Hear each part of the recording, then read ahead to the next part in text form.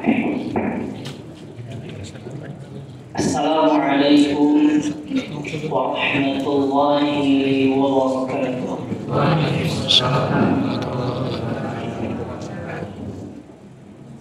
Alhamdulillah hamdan katsiran thayyiban mubarakan fihi kama yuhibbu rabbuna wa yarda. Wassalatu wassalamu ala habibina Muhammad wa ala alihi wa sahbihi wa man sara ala nahji bi ihsani ila yaumiddin, amma ba'd. Ma'asyiral muslimin rahimani wa rahimakumullah.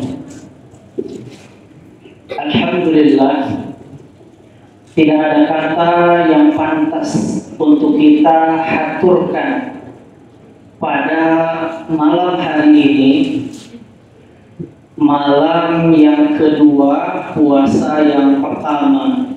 Walaupun besok adalah puasa pertama pula untuk saudara-saudara kita yang mengikuti Kementerian Agama, maka ini bukanlah persoalan yang harus menimbulkan konflik di masyarakat. Saya rasa persoalan ini sudah selesai.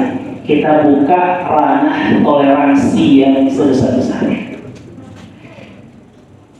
Pada malam hari ini tidak ada kata yang selayaknya meluncur dari lisan-lisan kaum muslimin kecuali senantiasa mengucapkan puji syukurnya atas segala rahmat, atas segala nikmat dari Allah Subhanahu wa taala, sehingga kita diberikan kesehatan, diberikan kesempatan untuk memudahkan langkah kaki kita hadir di mushola yang kita cintai ini untuk melaksanakan sholat tarawih secara berjamaah. Khususnya dua nikmat, Nabi Sallallahu Alaihi Wasallam dalam hadis Muslim itu pernah mengatakan, ni'matani, ada dua nikmat yang manusia itu sering lalai, manusia itu sering lupa. Ada dua nikmat kata Nabi alaihi salatu wassalam. Apa itu hadirin yang Allah muliakan? As-sihhah wal faragh. Nikmat sehat dan nikmat waktu luang. Hadirin, dua nikmat ini banyak di antara kita tidak ingat dua nikmat ini. Kita tidak merasakan kehadiran dua nikmat ini. Dan kita bersyukur pada malam hari ini Allah berikan dua nikmat ini secara bersamaan. Hadirin, ada di antara saudara-saudari kita kaum muslimin yang hanya Allah berikan nikmat sehat, Allah cabut nikmat waktu luangnya. Siapa mereka? Saudara-saudara kita ahli dunia yang di pikirannya hanya kerja. Pergi pagi, pulangnya pun pagi lagi.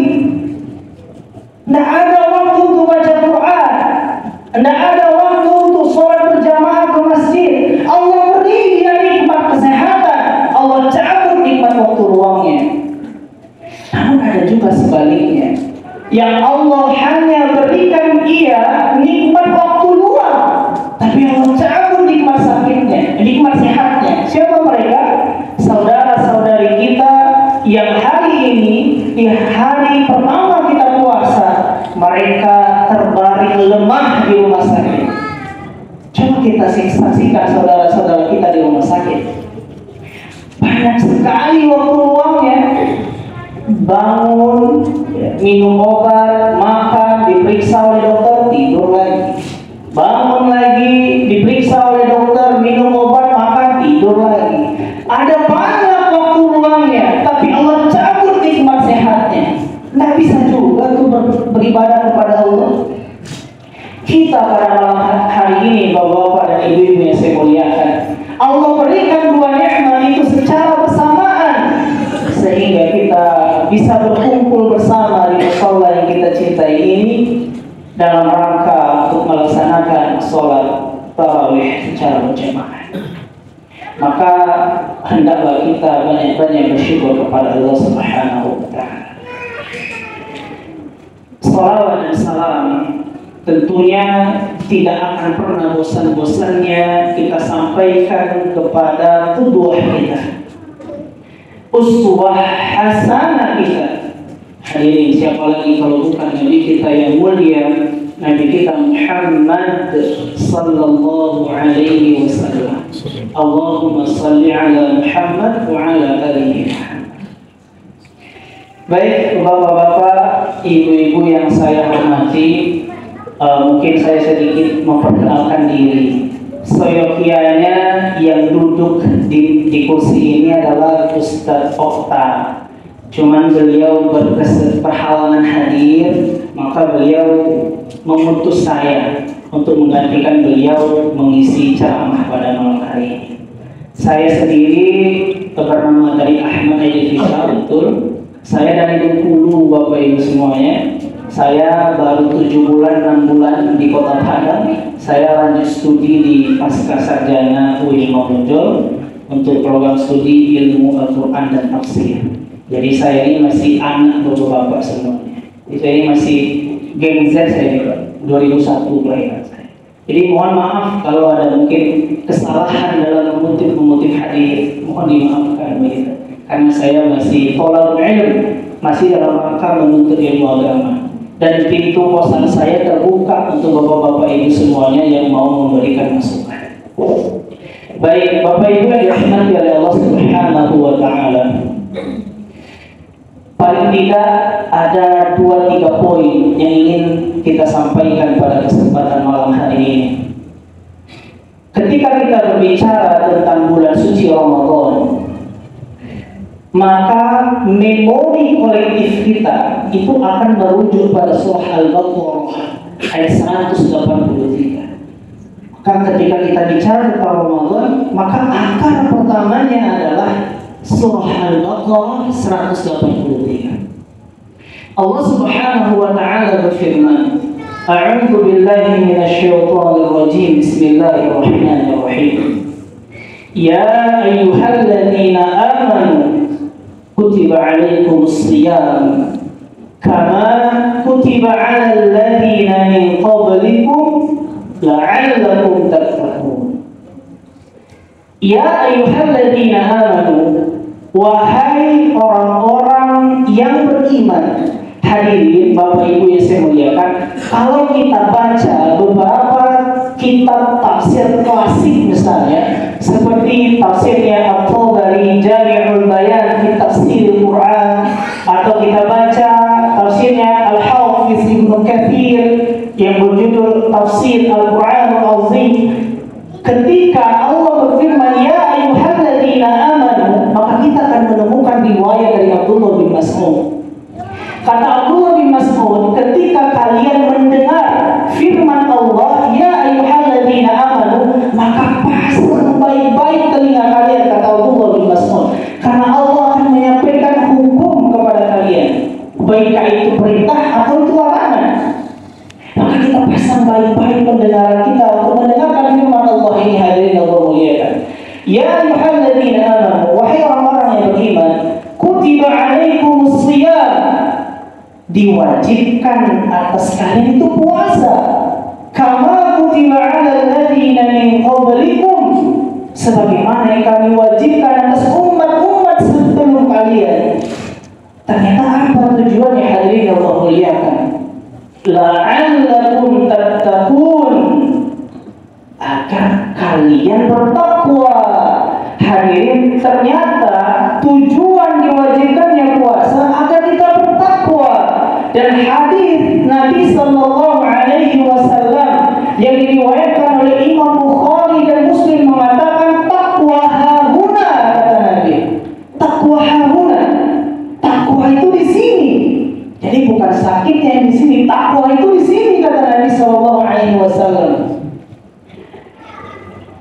Al-Baqarah 183 tujuannya takwa. Nabi mengatakan takwa hahuna, takwa itu di sini.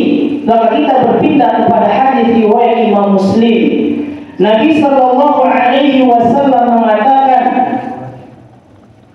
ala inna fil jasadi mudghah. Kata Nabi, ketahuilah di dalam diri seseorang, di dalam jasad seseorang itu ada segumpal daging. Idza saluha, kalau daging ini baik, saluhal jasadu kullu, maka seluruh tubuh kita akan jadi baik. Mata kita akan baik, lisan kita akan baik, kaki kita akan baik, tangan kita tidak akan mengambil, tidak akan menyentuh kecuali hal-hal yang diridhoi oleh Allah Subhanahu wa taala. Kaki kita juga demikian, hadirin. Kaki kita hanya akan berjalan ke tempat-tempat yang diridhoi Allah Subhanahu wa taala. Wa idza fasadat, namun kalau sebaliknya, kata Nabi, kalau segumpal daging ini tadi kotor, rusak, hancur, fasadal jasadu kullu, maka seluruh tubuh kita ini akan hancur, seluruh tubuh kita akan rusak. Mata akan melihat hal-hal yang diharamkan oleh Allah Subhanahu wa taala. Tangan kita akan menyentuh dan akan mengambil hal-hal yang tidak diridhoi Allah Subhanahu wa taala. Lisan kita juga begitu, adik. Lisan kita yang seharusnya digunakan baca Quran, yang seharusnya digunakan untuk berzikir kepada Allah Subhanahu wa taala, tapi ketika segumpal dari itu hancur, maka lisan kita akan mengucapkan hal-hal yang sebaliknya yang menimbulkan ketidakridhaan Allah Subhanahu wa taala. Hadirin, apa closing statement dari ayat ini? Allah Subhanahu wa taala, Nabi kita sallallahu alaihi wasallam mengatakan, ala wahiyya qalbu. Ketahuilah, segumpal daging tersebut adalah qalbu,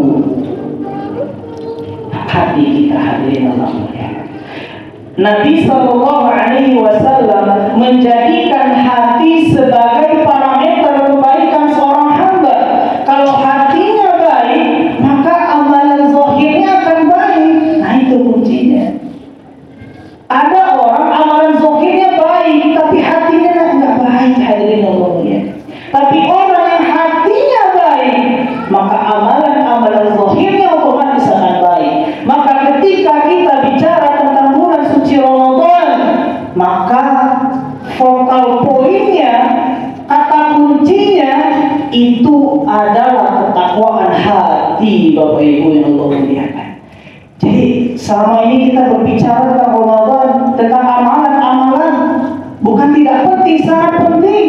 Tapi jangan lupa amalan hati itu juga harus dikuatkan. Dan yang kita khawatirkan, hadirin yang Allah muliakan, hati kita itu labil, jemaah. Hati kita sangat amat labil. Makanya organ ini dinamakan qalbu. Kalau kita analisis secara bahasa, secara lughawi, maka qalbu itu secara etimologi, secara bahasa, maknanya adalah labil, mudah berbolak-balik.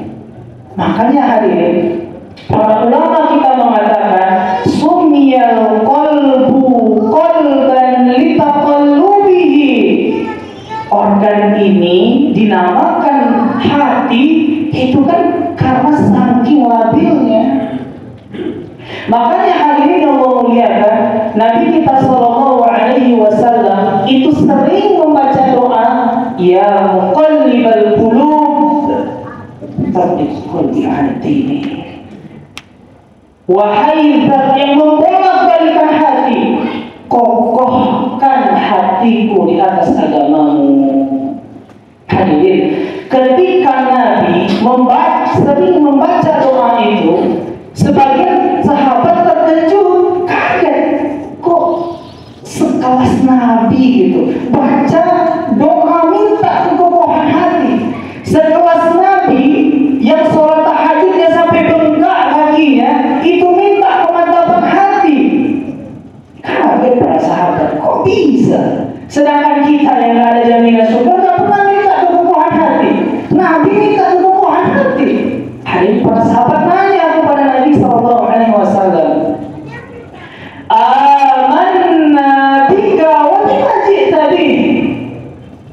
Rasulullah, kita ini sudah beriman kepada Engkau dan kita sudah buktikan keimanan kita. Allahu Akbar. Para sahabat sudah beriman kepada Nabi dan mereka sudah membuktikan keimanan mereka. Hadirin, para sahabat sudah membuktikan keimanannya kepada Nabi Sallallahu Alaihi Wasallam.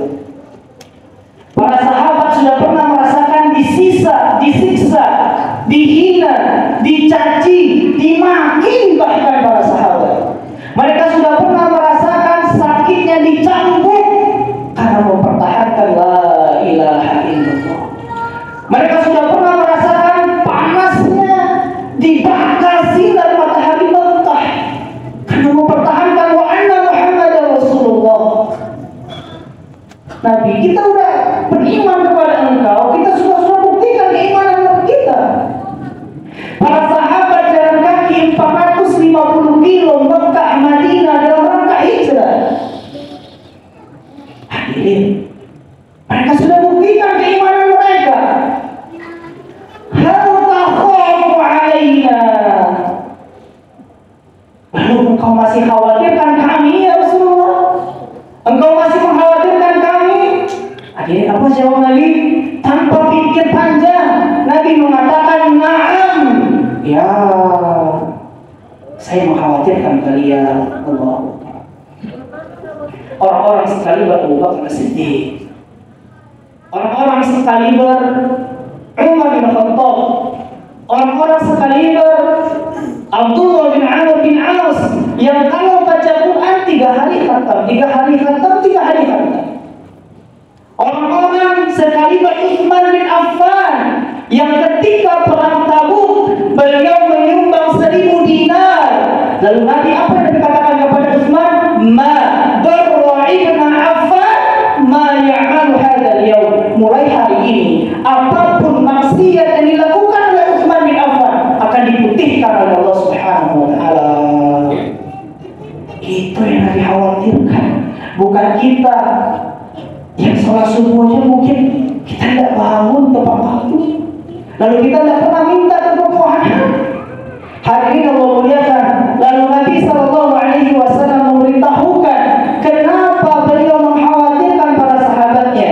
Inna quluba bani Adam baina isbi'ain min asabi'ir rahman yuqallibu kaifa yasha. Karena hati-hati manusia ada di antara 2 jari Allah yang Allah bolak, yang Allah balikkan sesuai dengan apa yang Allah kehendaki. Maka jangan heran hadirin, pagi-pagi kita masih semangat baca Quran, pas sore dan tidak semangat lagi. Karena hati kita ada di antara 2 jari Allah yang kapan maunya Allah bolak-balikkan hati kita. Maka hadirin Allah muliakan, berbicara tentang bulan suci Ramadan, kita berbicara tentang ketakwaan hati. Hadirin Allah muliakan. Dan salah satu poin dari ketakwaan hati adalah keikhlasan dalam beribadah. Hadirin, ini basic sekali jemaah, basic sekali tentang keikhlasan. Tapi kalau kita gagal dalam ikhlas, tidak sia-sia semua tarawih kita pada malam hari ini. Kalau kita tidak ikhlas kepada Allah, tak guna baca Quran kita selama ini. Maka ketakwaan hati itu yang penting hadirin yang Allah muliakan. Itu poin pertama. Kita evaluasi lagi keikhlasan kita. Jangan-jangan kita ria selama ini. Kita bantu ke musola, bantu ke masjid, jangan-jangan untuk pujian tetangga aja. Coba evaluasi hadirin yang Allah muliakan. Jangan-jangan bacaan Quran kita selama ini agar pasangan kita senang aja sama kita, bukan untuk Allah Subhanahu wa taala.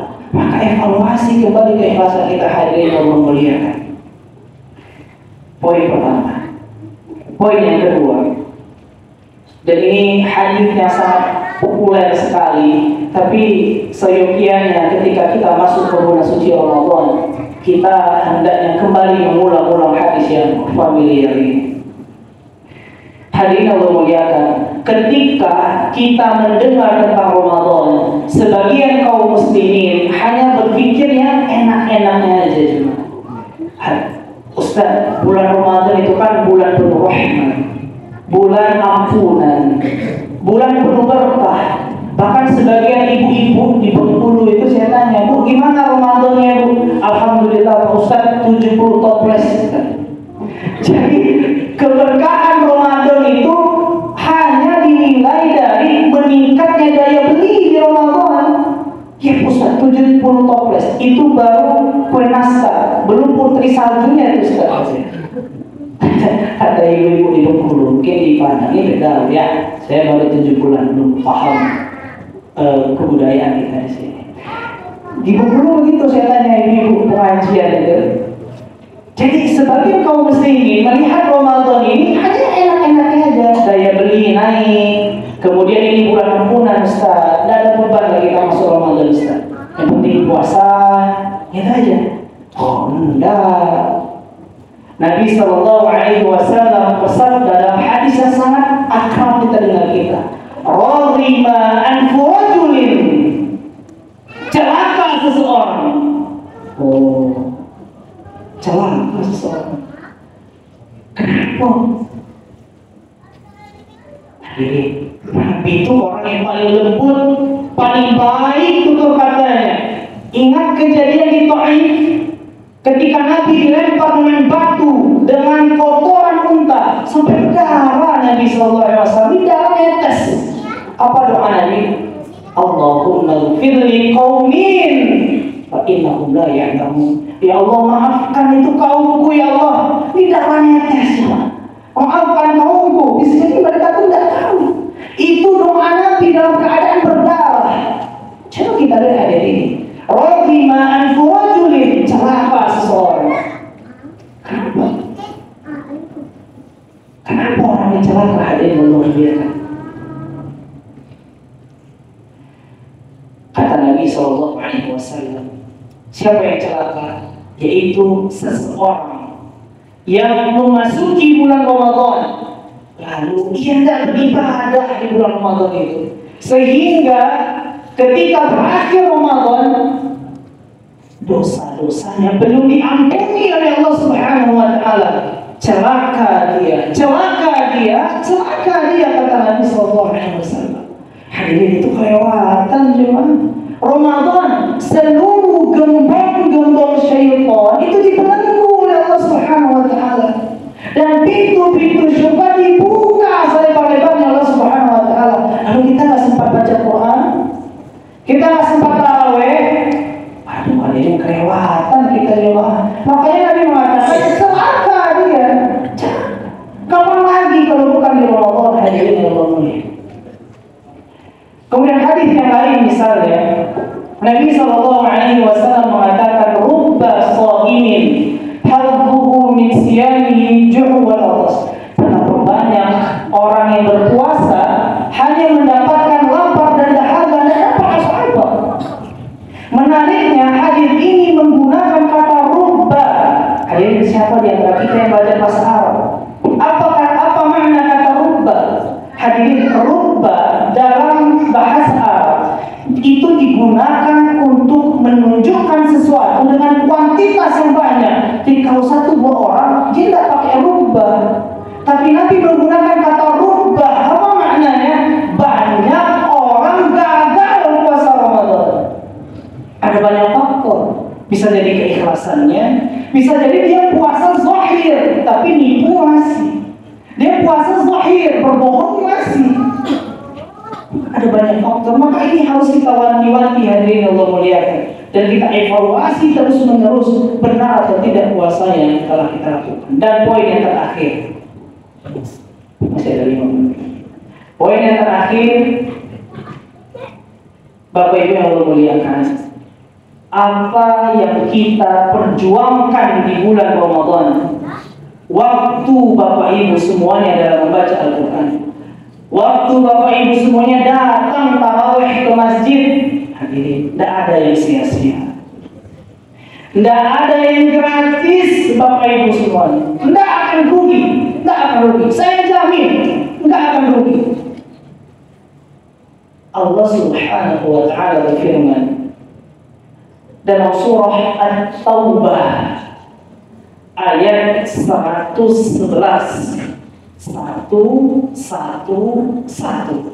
Apa kata Allah dalam surah At-Taubah? Innallaha ashtara minal mu'minin anfusahum wa amwalahum bi anna lahumul jannah. Allah membeli jiwa-jiwa orang yang beriman dan harta mereka dengan tiket masuk surga Allah.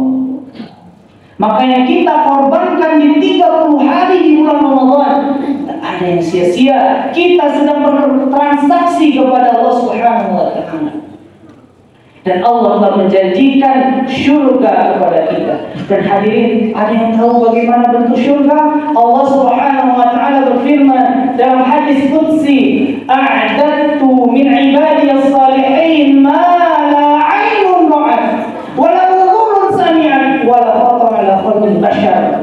Aku telah menyiapkan kenikmatan syurga bagi hamba-hambaku yang saleh, ma la 'ainun ra'at, kenikmatan yang tidak pernah mereka lihat dengan mata kepala mereka, wala udhunun sami'at, kenikmatan yang tidak pernah mereka dengar dengan telinga mereka, wala khatara ala qalbi bashar, kenikmatan yang tidak pernah mereka pikirkan, yang tidak pernah mereka hayalkan, bayangkan. Kenikmatan syurga lebih indah daripada hari hayat kita. Allahu a'lam bishawab. Itu yang dapat saya sampaikan Bapak dan Ibu semuanya. Kita review sedikit hadirin Allah muliakan. Tujuan kita berpuasa untuk bertakwa, dan Nabi mengatakan takwa itu adanya di sini, dan Nabi juga mengatakan bahwa yang di sini itu adalah hati, dan hati dijadikan parameter kebaikan seorang hamba.